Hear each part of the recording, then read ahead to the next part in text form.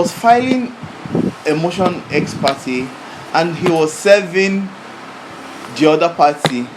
You know.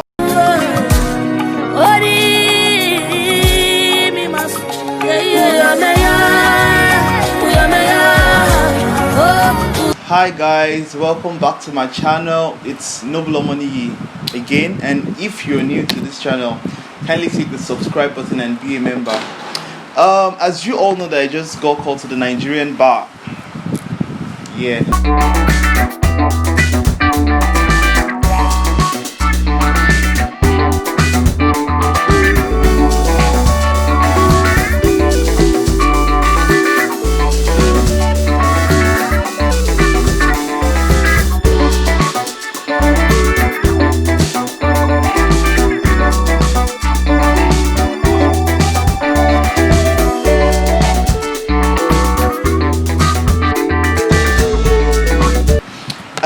I'm making this video just for the aspirants to the bar, just give them like some basic tips they need for their externship and how to fill their logbooks.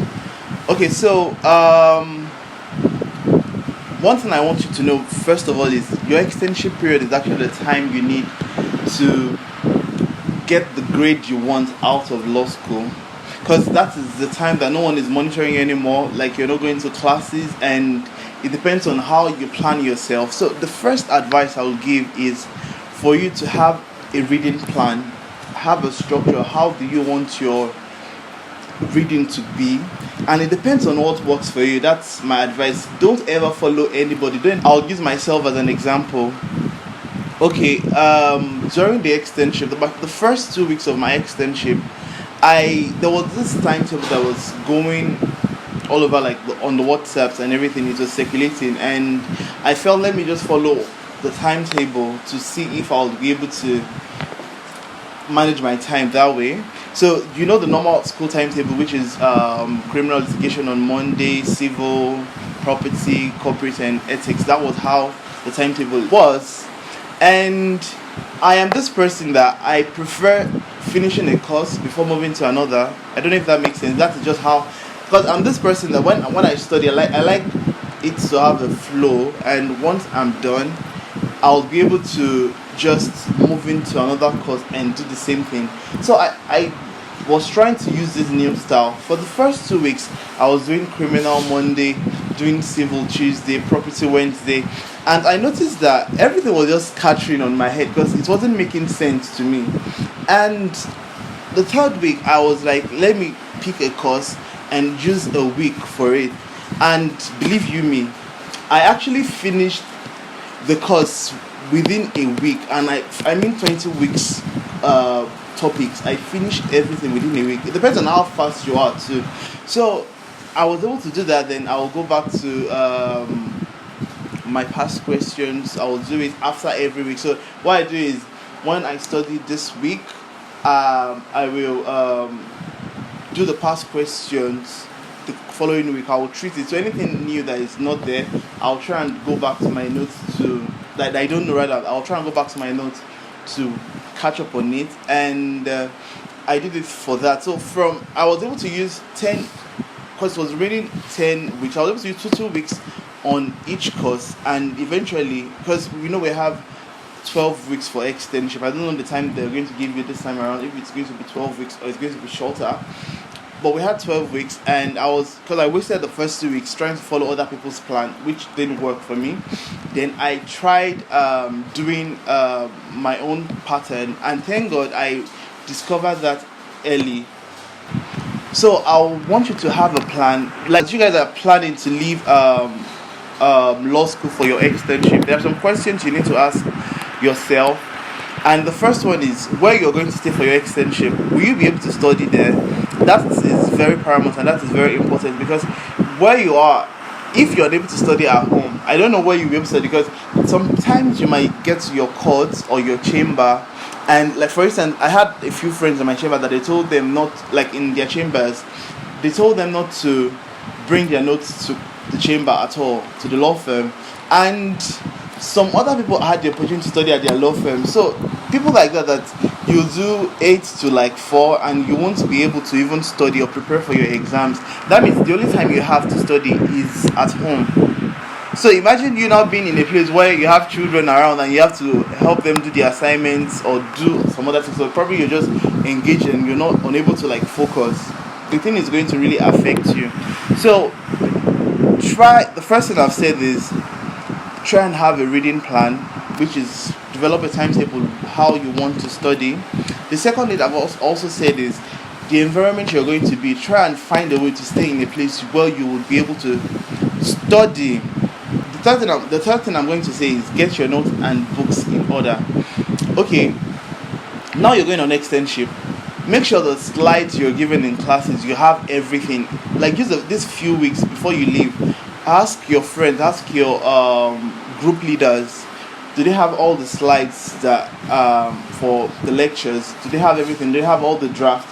If you don't have all those things with you, try and ask people that have and make photocopies of it and keep it with you. If you're someone that you study with textbooks, some people, they make their notes, because I'm this person, I write my notes. Some people prefer reading soft copies, some people prefer reading textbooks.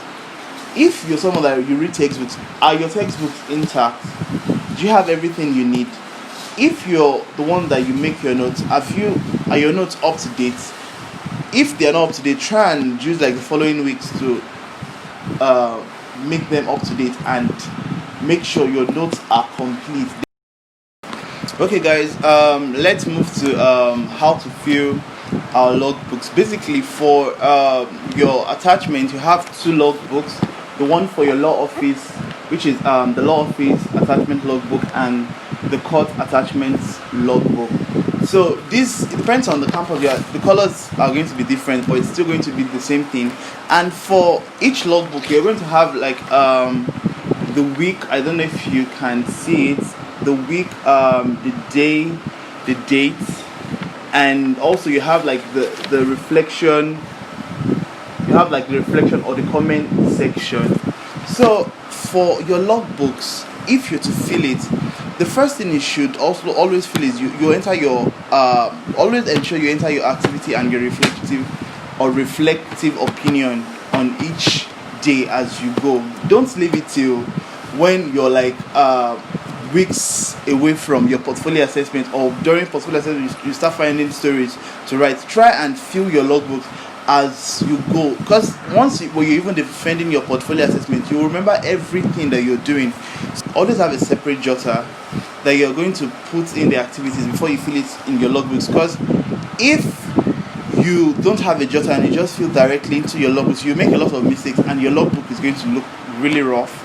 So try and have a separate jotter. You fill in the activities while the court is in session or while you're in your chamber, and once you're done, then you move to you transfer it to the logbook itself. So always enter the time you got to your court or you arrived at your court, just to make it have a flow. And it depends on the amount of cases that you're going to have in during the day that will determine how many cases you fill, because naturally I won't advise for you to fill all the cases on your course list, because you might not have enough space, and at the end of the day you need to start getting like new A4 paper to join or attach to your logbook, and it's just going to make your work look somehow. At least a page is for a page is for an activity and a page is for the reflective section. There are some days you might have to pass a page, but just don't make it too verbose, or just don't write a lot. So what I do is, for the case, I always write the time I arrived at the court. You'll put the time the court starts, so you know that this is the time that the court starts or the court session started. Then I'll first list the cases that we have. That's what I do. Like I list a few. Depends on, because I have my jotter. I have already written the activities on my jotter, so I'll know the amount of cases we did that day.